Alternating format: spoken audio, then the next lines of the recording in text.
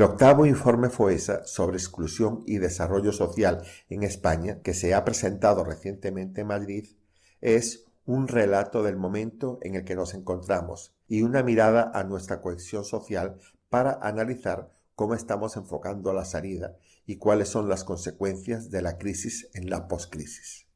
Los resultados confirman una situación que, aunque mejora claramente respecto al 2013, que no alcanza los estándares del 2007, sigue anclado en un modelo caracterizado por una debilidad distributiva, por sus dificultades de aquellos que viven la precariedad, de las personas excluidas, de los expulsados que no consiguen salir del pozo de la exclusión. Este octavo informe ha sido puesto a punto por un equipo de investigación formado por 125 investigadores de 30 universidades y 13 organizaciones de acción e investigación. El trabajo de campo se ha desarrollado con el apoyo de más de 350 encuestadores profesionales que han llamado a más de 139.000 puertas de 17 comunidades autónomas, recogiendo la información de 29.000 personas de 11.600 hogares, donde se han sentado durante más de una hora para conocer a fondo su situación. Para hablar sobre algunos puntos de este informe, hoy nos acompaña Rafael Ostench, miembro de Cáritas Parroquial Santiago de Copán. Bienvenido. Muy buenas tardes, Nuno. Sé que es muy difícil porque el informe de FOESA es sumamente extenso, lo comentamos fuera de cámara, pero sí me gustaría tu opinión sobre algunos puntos que yo considero que son importantes y que nos pueden de repente dar pie para una tertulia futura, ¿no? Y me gustaría tu opinión como miembro de Cáritas y que te quería comentar, el informe contiene varias cosas y entre otras dice que, registra información la siguiente, ¿no? Que el número de personas excluidas de exclusión social en España es de 8,5 millones, el 18% de la población, lo que supone unos 2 millones de más que en el 2007, antes de la crisis. 17. Del 2007, antes de la crisis. Antes de la crisis, sí. Dentro de este sector hay 4,1 millones de personas en situación de exclusión social severa. Y dentro de este grupo de exclusión social severa existe un grupo de expulsados que suman unos 8 millones de personas. En el 2007 eran 600.000, sí, que acumulan tal cantidad de dificultades y de gravedad que exigirán de una intervención urgente, profunda e intensa en recursos para garantizarles su acceso a una vida mínimamente digna. ¿Qué reflexión te merecen estos datos, Rafael? Bueno, ¿Qué está sucediendo en España? La primera reflexión que se merece es hablar del por qué está ocurriendo esto, que ahora supongo que lo podemos comentar. Sí. Y bueno, comentar sobre todo que aparentemente hemos superado el momento de crisis. El momento de crisis evidentemente no se ha superado. Cuando hay un 300% más de personas en una exclusión muy severa, no se ha superado un momento de crisis. Hemos ido remontando, se ha ido remontando, pero actualmente pues se ha estabilizado en algunos parámetros, porque hay que entender también que el informe FOESA es un informe muy complejo. Hay otro indicador de pobreza que es el informe AROPE, o los parámetros que da AROPE, pero AROPE trabaja sobre 3 aspectos concretos, ¿no? Mientras que FOESA trabaja sobre 35 aspectos, ¿no? El informe FOESA es muchísimo más extenso, es un informe donde trabajan hasta 30 universidades, donde se hace una intervención importante, donde en este último informe, en el del 18-19, pues me parece que se encuestaron alrededor de 12.000 familias, una cosa así. Y encuestas exhaustivas, además. Sí, además las encuestas son de una hora, es decir, no es 2 minutos, no, se va a la casa y se tira allí el encuestador una hora con ellos, es decir, es un informe con la familia, es un informe bastante importante. Y entonces las conclusiones que se sacan, lógicamente, son pues más detalladas que con otros informes que se están haciendo, que se están usando para valorar el tema de la pobreza. Bien, como decía, no se han llegado a los parámetros de antes de la crisis, tenemos un 300% más de población en un riesgo de exclusión muy severo y esto probablemente no se va a recuperar ya nunca. Es decir, no es el pesimista, es una realidad la que se está dando. ¿Por qué? Pues porque el discurso que se está también produciendo en muchos ámbitos es que se ha superado el momento de crisis, que estamos mejorando. No se está superando. ¿Qué ocurre? Que cuando tú dices muchas veces, igual que una mentira, la repites y acabas haciendo la verdad, cuando dices muchas veces que la crisis ha pasado, pues a quien se lo cree y deja de prestar ayuda, apoyo y atención. en muchísimos ámbitos. Incluso ahora mismo hemos pasado unos procesos electorales, unos periodos electorales, y es curiosísimo cómo se hace una investigación y se comprueba que en los lugares donde hay más exclusión social hay más abstención. Sobre eso quiero después una reflexión tuya. En la política también, es decir, de tal forma que muchas organizaciones políticas dicen, bueno, pues como no me hace falta porque no van a votar, pues simplemente lo descarto, ¿no? Y quedan fuera. Pero además valores en lugares concretos, en Andalucía, en Cataluña incluso, valores que están pues por encima del 75%, el 80 y 85% de abstención. Curiosamente, perdona, el Diego ha hablado de comunidades cercanas a las que tenemos siempre como referentes de pobreza, como puede ser Andalucía y Extremadura, ¿no? Pero curiosamente la tasa de pobreza ahora mismo es más alta en Cataluña que en Murcia. Esto es algo que la gente no sabe también. En riesgo de exclusión hay más de un 20%, ahora mismo 21% aproximadamente en Cataluña, y en la región de Murcia estamos en un 18%, que es un disparate completo. Comentabas tú ahora, Rafael, lo quería tocar al final, pero me interesa ya que lo has tocado, ese 75% de abstención que hay en algunos sectores de la población, generalmente los más deprimidos. Si esa gente no se toma en cuenta políticamente, porque es un voto que no se toma en cuenta, no afecta a los resultados electorales, ¿a qué están conducidos esas personas? Si a mí políticamente no me interesan, porque yo tampoco me intereso a ellos. Bueno, ¿a qué están conducidos? Quedan ocultos, es decir, son personas que no van a existir. Quedan ocultos, no tienen interés para nadie. O sea, no se hace una cuestión crónica ya. Sí, bueno, la pobreza de todas formas se ha establecido desde hace años ya en algunos ámbitos, una pobreza crónica que hemos comentado en más de una ocasión aquí, que se transmite generacionalmente, que se transmite además por línea materna, más que por línea paterna. Si estudiamos la pobreza, esta pobreza severa de la que estamos hablando, es una pobreza que castiga a varios sectores, y entre ellos, por ejemplo, el sector de las familias numerosas, que le afecta pues como tres veces más que a otro tipo de familias monoparentales, etcétera. A las mujeres que están sustentando también, a las familias les afecta de una forma mucho más importante. Leía también que, por ejemplo, otra de las conclusiones que tienen respecto a la desigualdad que se genera con el sexo, es decir, una mujer tiene que trabajar como mínimo 1 hora y media más diaria para el mismo salario que un hombre. En la misma tasa de Rafael, es verdad lo que se comenta, de que la mujer está en desventaja con el hombre. Correcto, completamente cierto, completamente cierto. Pero es que además, si esa mujer, en vez de ser una mujer nacional española, es inmigrante, en más tiempo. Son 2 horas. Sí, es curioso, es decir, esto se está dando, ¿no? Al final se ocultan y desaparecen. Y como no existen, tampoco hay que ayudarles. Es curioso, pero el procedimiento va en esa línea.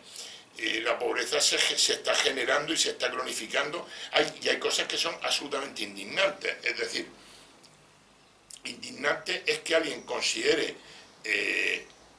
una suerte o un privilegio tener un trabajo cuando es un derecho. No, es que estoy trabajando. Otra cosa indignante es que más del 30%, yo no sé, el 35% o aproximadamente el 36% de los trabajos temporales que se están dando, ya digo, más de un tercio, son trabajos de menos de una semana de duración. Una serie de... Y después es una pobreza cíclica, es una pobreza que hay momentos, y aquí en Totana se vive con especial intensidad porque hay algunas empresas, pues sobre todo el sector agrícola, que gastan mucha mano de obra, y entonces aparecen y desaparecen cíclicamente, correspondiéndose con los ciclos de mayor demanda de empleo por parte de la... Junto con esta noticia que ambos hemos leído, existe una noticia también que ponen entre comillas como buena, ¿no? Que es que hay un 48% de la población que de alguna manera recuperó su estatus social a la fecha de antes de la Gran Depresión. Me refiero que está hablando del 2007, ¿no? Sí. Pero también comenta, que me llama muchísimo la atención, que de ese 47% hay un tercio de esa población que, a pesar de estar en un estadio medianamente cómodo, son muy sensibles a cualquier crisis que pueda presentarse. Te digo, ahora te pregunto, ¿España no está libre los indicadores económicos avisan que puede haber una cuestión bastante difícil para... ¿Esa gente estaría nuevamente en esa situación de crisis? Y de ser así, y de ser una guerra avisada, Rafael, ¿qué podemos hacer para...? hay un porcentaje de esta población que ha recuperado, estos ciudadanos que han recuperado el poder, digamos, adquisitivo. En concreto en el informe lo que se habla son personas que no tienen dificultades, digamos, importantes para llegar a fin de mes, que no la tenían antes y exacto, a recuperar esa situación cómoda. ¿no? La han recuperado. ¿Qué es lo que pasa? Pues que probablemente si seguimos en algunos aspectos con la línea que se lleva, es probable que ese porcentaje baje y vuelvan a tener dificultades, porque igual que los indicadores, unos indicadores importantes de la pobreza son los indicadores laborales, hay otro indicador importantísimo, por ejemplo, que es el indicador, hablamos del sexo y es el indicador también de la vivienda. En los últimos años, en total a más todavía, pero en el conjunto nacional los alquileres han subido un 30%. En total no digo más porque en total no hay disponibilidad habitacional ahora mismo, es decir, no hay viviendas para alquilar, es dificilísimo encontrar alguna en condiciones, ¿no? Y después depende a quién se la alquilan o no, con una garantía y unas cosas. En este caso yo creo que debían ser probablemente las instituciones públicas las que debían buscar soluciones de intermediación entre arrendadores y arrendatarios para intentar solucionar el problema. Pero bueno, volviendo a lo mismo, decíamos que un indicador es este. Entonces claro, si tú vas justito y hay unos parámetros o unos gastos en los que se te incrementa, la energía está disparatadamente cara, la tendencia no es a que baje, es a que suba. Los salarios están prácticamente estancados, ya digo, con unos niveles, pues, sobre todo en personas con baja cualificación, con unos niveles muy bajos, ¿no? Hace unos años había personas que prácticamente no tenían cualificación, pero digamos que se preparaban en muy poco tiempo y entraban en los mercados del mercado de la construcción, estos mercados y tal que absorbían muchísima mano de obra. Y bueno, accedían a salarios que eran completamente ficticios porque no correspondían con su cualificación profesional, correspondían esos salarios más a una necesidad puntual de profesionales y por eso subía el precio, pero esto ya también se olvidó. Entonces, es posible que con todo este incremento de gastos se vuelva algunos de parte de este porcentaje que se ha estabilizado, no solamente sea sensible a un cambio, sino que aunque no se produjese un problema importante económico, a lo mejor con la misma tendencia que va, se van a descolgar. Comentabas todo esto que estabas hablando, Rafael, y veo que todos son de alguna manera, directo e indirectamente, voluntad política. Me estás hablando de una cuestión de alquileres, unos sueldos regulados que cubran las necesidades mínimas de las personas, políticas de empleo, igualdad salarial, todo eso son políticas económicas. Claro. ¿Qué sucede? Sí, ¿Dónde está la falla para que eso no pueda llevarse a término? Habiendo un informe como el de FOESA, que es un informe para el que lo quiera leer. Sí. Para el que lo quiera leer. Ahí, si no se quieren asustar las personas que nos estén siguiendo, hay una posibilidad, y es que el informe FOESA, ya digo, son casi 900 páginas, que es el completo, pero hay una edición que me parece que se llama edición ejecutiva, una cosa que es una edición pequeñita, que es más corta, son no sé, 60, 70 pero aunque lo leas por encima, 60, 70 páginas. Lo que vas a leer te va a alarmar, aunque lo leas por encima. Pues mira, las políticas que se han estado llevando a cabo, las políticas sociales que se han estado llevando a cabo, no han sido suficientemente eficaces. Y ahora además nos lo está diciendo la Comunidad Económica Europea con las políticas, por ejemplo, de formación y empleo. Es curioso porque en los hogares donde hay una economía más débil, en el último año más del 20% de ellos no podían acceder a formación específica que mejore su capacitación con vistas al empleo. Se ha estado haciendo un engaño terrible con el tema de los cursos famosos de formación y estamos viendo constantemente en televisión que han sido negocios de algunas empresas y de algunas personas y organizaciones, incluso sociales, ¿no? como algunos sindicatos. Se han lucrado de una forma infame de todos estos recursos que ha puesto la Comunidad Económica Europea a disposición de los parados españoles. Se ha hecho un abuso también probablemente de las ayudas en el desempleo, en vez de buscar lo que estamos comentando, fomentar la actividad, ¿no? Después se ha priorizado en muchos aspectos también, a nivel incluso a niveles de políticas locales, a niveles de ayuntamientos, porque se les llena todo la boca, pero a la hora de la verdad, cuando hay que pagar un billete de tren o hay que pagar un bocadillo, una cosa tan simple como esa, nos levantan el teléfono y nos llaman a las Cáritas. O sea, que eso ya es gordo, ¿no? Pues, ¿por qué? Pues porque se han priorizado en otros momentos otros gastos. Ahora no podemos ir a tierra y ser revisionistas y decir, es que no, tenemos que afrontar el futuro y no quejarnos más del pasado. Y el futuro hay que afrontarlo desde unos ámbitos colaborativos, desde unos ámbitos de participación y desde unos proyectos que tienen que hacerse de una forma distinta como se está haciendo. Este informe salió ahora hace unos días. Hace unos días, exactamente. Y la Fundación FOESA se constituyó en el 65 Sí. con el impulso de Cáritas Española, ¿no?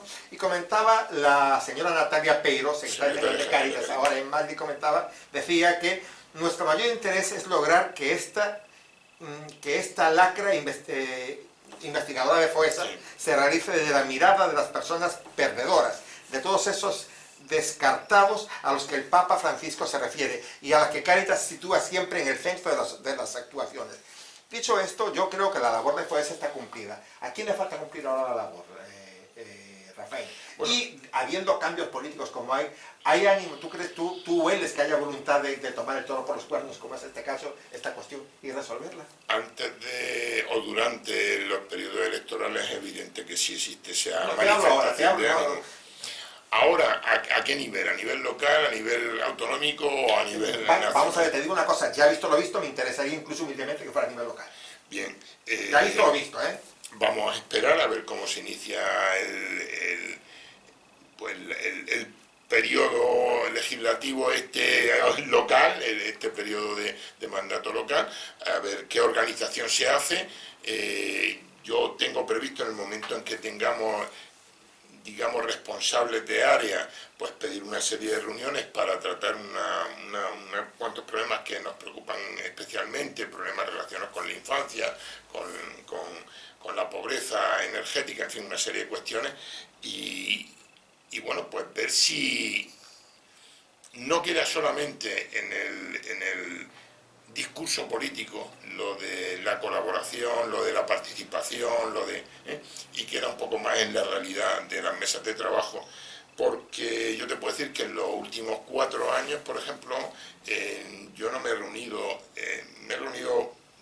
4 o 5 veces probablemente con el responsable de los servicios sociales municipales, una persona con una dedicación y una profesionalidad, vamos, fuera de toda duda, un extraordinario profesional, ya digo, y con el concejal, que puede tener también mucha voluntad, pero necesitamos colaborar las demás organizaciones, todas las organizaciones que trabajamos en el tercer sector, y unirnos juntos, buscar procesos y procedimientos colaborativos en el que todos podamos aportar y no tener tratamientos individuales de, bueno, pues ya digo, porque yo entiendo que cuando yo trabajo en colaboración, pues con el Candil, o en colaboración con Cruz Roja, o en colaboración con Murcia-Acoge, pues, yo como Cáritas me refiero, lo único que podemos obtener son beneficios, ¿no? Pero para eso tengo que reunirme con ellos, y el catalizador de esas reuniones tiene que ser el responsable político del ayuntamiento. Por supuesto. ¿Me entiendes?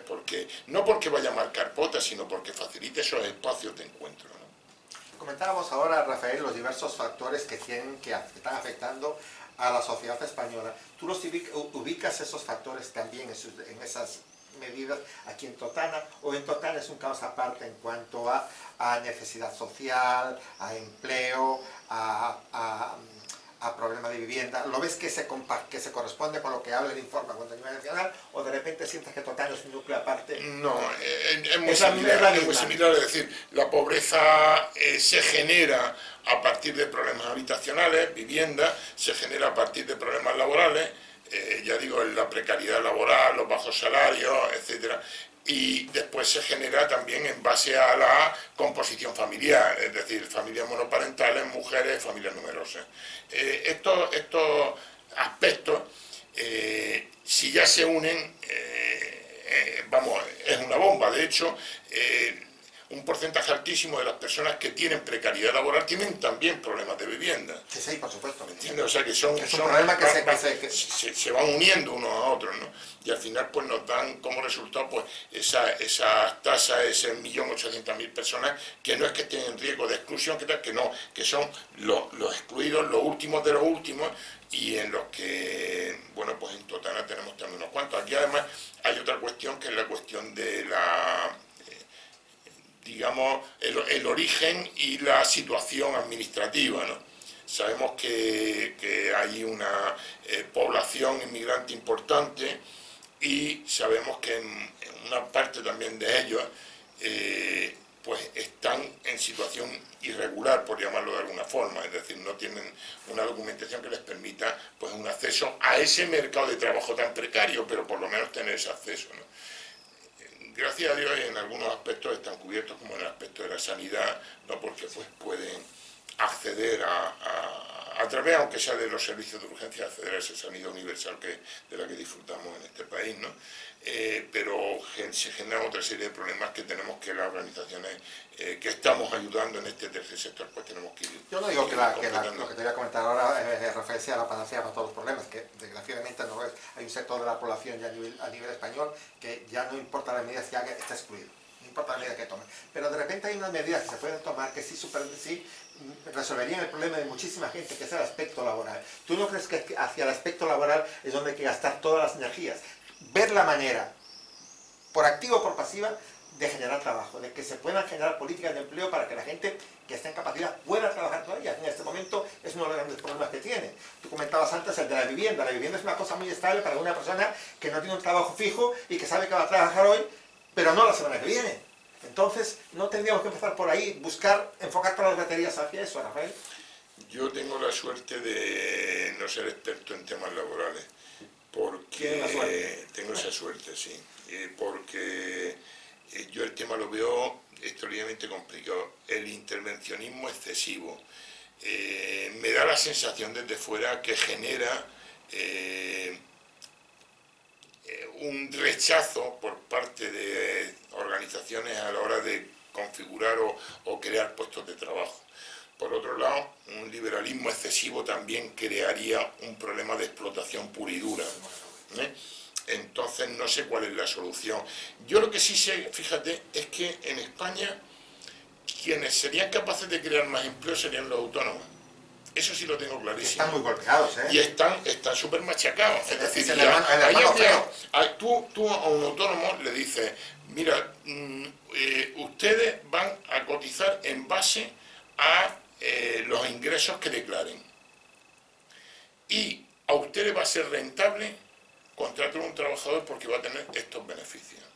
Lo que no puedes hacer es decir, vamos a ver, yo estoy facturando ahora 100 y para que me sea rentable meter una persona más, no tengo que facturar 200, tengo que facturar 300. Entonces, buscar la forma en la que se pueda, ya digo, porque yo tengo el convencimiento de que sería un gran impulso para el trabajo, para el empleo, sería un gran impulso el poder hacer unas políticas, sobre todo apoyadas en estas pequeñas empresas, y en estos trabajadores autónomos, unas políticas de apoyo real. Lo que pasa es que también habría que tomar en cuenta, Rafael, y tú lo comentabas ahora, descartar el intervencionismo inescrupuloso que hay. Porque sí, de verdad es que, vamos a ver, yo entiendo que puede haber políticas donde sea necesaria la intervención y el control un poquito, puedo entenderlo, pero con ánimo de construir, no de interpecer y de destruir, que es lo que veo que está sucediendo muchas veces. Bueno, yo por principio estoy en contra, ya digo, de los intervencionismos, sobre todo los intervencionismos más salvajes, ¿no? O sea, yo soy profundamente anticomunista, ¿no? Entonces, en ese ámbito, pues pienso como tú, vuelvo a repetir que un exceso de liberalismo también generaría unos problemas importantísimos, porque dejaría a muchos trabajadores y trabajadoras en una desprotección absoluta, ¿no? Pero ya digo que te lo comentaba al principio de hablar del tema del trabajo, que por suerte no soy experto en empleo, ¿no? Porque el determinar cuáles son las políticas adecuadas de empleo es algo extraordinariamente complicado y que nos llevaría, pues, desde todos los ámbitos y desde todos los puntos de vista, nos llevaría muchísimo tiempo el poder me quedan pocos reflexionar. minutos para terminar, Rafael, y me quedo con dos cosas que no me agradan, realmente no me agradan, y tú lo comentabas también, que es que ese tercio, ese 48% de la población que adquirió los grados de confort que tenía antes de la crisis, hay un tercio que está sensible a cualquier crisis que pueda venir. Sí. Es una parte. Y después también me llamó la atención, que no lo conocía, tengo que reconocer que no lo sabía, que el 75% de las zonas marginales no son tomadas en cuenta políticamente. Y ya estamos hablando de una cosa muy cruda, ¿sabes? Esto es algo que te va a negar todo el mundo, ¿no? Sobre todo los que se llaman los partidos que se autodefinen como progresistas, ¿no? Lo van a negar, pero es una realidad. Yo le creo a Foessa. Lo van a negar porque primero porque nos vamos a ir a los modelos locales y van a decir, no, yo he hecho un meeting en el barrio tal, un meeting en el barrio cual, o incluso a nivel extracomunitario, ¿no? Yo he ido a las 600 en Cartagena, o yo he ido a las 6.000 viviendas en Sevilla, ¿no? O las que sean, ¿no? Te lo van a negar, pero es una realidad. Es decir, es una realidad. ¿Qué es lo que pasa? Que muchas veces en las administraciones locales se producen también clientelismos con promesas de ayuda en esos barrios, en esas zonas marginales, y se llena la boca de ofrecer, no, es que vamos a venir, es que vamos a estar, es que vamos a haceros, es que eso es un clientelismo más, ¿no? Muchos de los ciudadanos que viven en esas zonas se han dado cuenta que lo han estado utilizando y pues surge el desencanto y el desengaño y al final deciden no participar. Te voy a tomar la palabra que me ofreciste antes, Rafael, para hacer una tertulia un poco más extensa sobre este tema, porque creo que realmente aquí lo hemos tocado muy por encima. Pero hay cifras ahí que llaman a la reflexión ampliamente. Y aunque sea a nivel local, creo que es necesario discutir, analizar y humanamente tratar de buscarle pues, lo primero que uno pueda tener.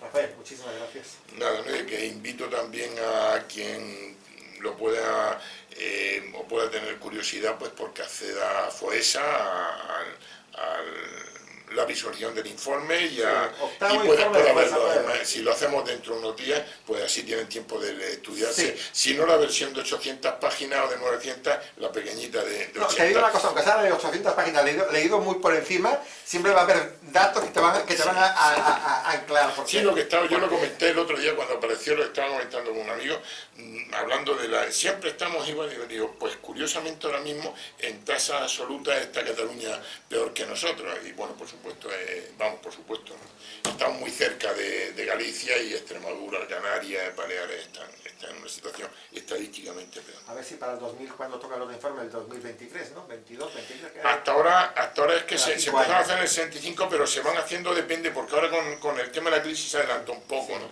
Pero creo que ha cerrado el ciclo ya, sí. ¿no? De todas maneras, para el 2022, 2023, 2024, ojalá recemos. Es una cosa que tiene un coste también muy importante a pesar de las aportaciones que hacen la universidad. Hay 30 organizaciones, aunque digamos el empuje importante y el gordo lo hace Caritas. Sí, yo lo comentaba al principio de la entrevista, en off, decía la cantidad de personal que está involucrada en esto. Por eso cuando tú me comentabas, yo creo más lo que dice Caritas, lo que dice este informe, a lo que dicen los políticos en cuanto al asentismo de la gente. Vamos a ver lo que nos lleva nuestro tiempo. Muy bien, a vosotros siempre.